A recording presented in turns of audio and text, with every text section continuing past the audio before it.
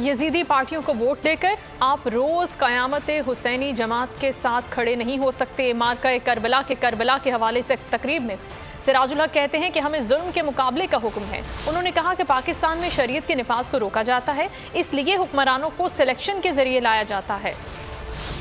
आपकी जिंदगी में जुल्म हो, जबर हो, गैरुल्लाह का निजाम हो, अमरियत हो और खानदानी बादशाहत हो, तो हक का रास्ता यही है कि उनको तस्लीम न करो, उसका मुकाबला करो कि आज हमारे इस मुल्क में अल्लाह का निजाम है या गैरुल्लाह का निजाम है। ये नहीं हो सकता कि आप वक़्त का यजीद को अपना हीरो बना ले, यजीदी कुव्वतों का दस्तो बाजू बने, यजीदी निज़ाम का जियाला बने, यजीद का सपोर्टर और वोटर बने, जिन्होंने आपके मुल्क को गुलाम बनाया, जिन्होंने आपके मुल्क के निज़ाम को यरगमाल बनाया।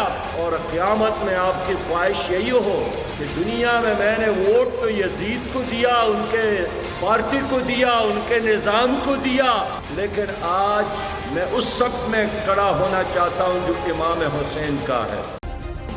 सब्सक्राइब करें और बेल दबाएं ताकि कोई खबर रह न जाए।